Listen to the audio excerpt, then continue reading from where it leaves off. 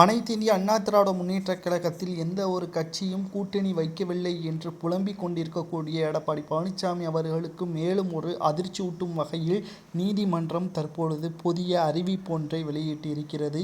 இரட்டை இலை சின்னத்தை பன்னீர்செல்வம் அவர்கள் பயன்படுத்தக்கூடாது என்று இடைக்கால தடை விதித்த எடப்பாடி பழனிசாமி அவர்கள் போடப்பட்ட வழக்கின் தீர்ப்பு தற்பொழுது மீண்டும் மேல்முறையீடு செய்யப்படுகிறது. இந்த வழக்கானது நாளை காலை 10:30 மணி அளவில் உயர்நீதிமன்றத்தில் நீதிபதி ஆனந்த் வெங்கடேசன் தலைமையில் நடைபெற உள்ளதாகவும் அறிவிப்புகள் தற்பொழுது பன்னீர்செல்வத்தின் ஆதரவாளராக இருக்கக்கூடிய வைத்திலிங்கம் அவர்கள் கூறியுள்ளார்.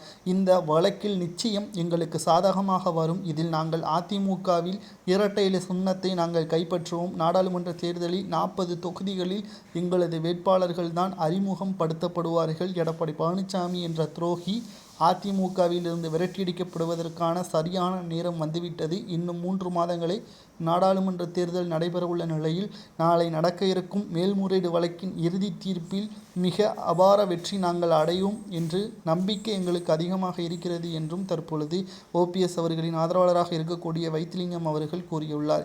இவ்வளவு நம்பிக்கை வைப்பதற்கு மிக முக்கியமான காரணம் பாஜகவின் மிக முக்கியமான நிர்வாகியாக இருக்கக்கூடிய அமித்ஷா அவர்கள் நேற்று இரவு தொலைபேசியில் ஓபிஎஸ் அவர்களிடம் பேசியதாகவும், நாடாளுமன்ற தேர்தலில் நிச்சயமாக அதிமுகவை நீங்கள் கைப்பற்றி விடுவீர்கள். உங்களது ஆதரவாளர்கள்தான் வேட்பாளராக அறிவிக்கப்படுவார்கள். அதில் எந்த ஒரு மாற்று கருத்தும் கிடையாது. தேர்தல் ஆணையம் தற்பொழுது கூறிய அறிவிப்பின்படி இரட்டை இலை சின்னம் ஓபிஎஸ்க்கும் சொந்தம். 2026 வரை ஒருங்கிணைப்பாளர் என்ற முறையில் பன்னீர்செல்வம் அவர்கள் தற்பொழுது அனைத்து இந்திய அண்ணா திராவிட முன்னேற்றக் கழக தலைமை ஏற்பதற்கான வாய்ப்பும் இது அமையும் என்று தற்பொழுது வெளியான தகவல் தான் ஒட்டுமொத்த அதிமுகவின் எடப்பாடி பழனிசாமியின் ஆதரவாளர்களுக்கிடையே அதிர்ச்சியை ஏற்படுத்தி இருக்கிறது. பார்க்கலாம், இந்த தீர்ப்பின் காரணமாக எடப்பாடி பழனிசாமி அவர்களுக்கு எதிராக ஓபிஎஸ் வெற்றியடைகிறாரா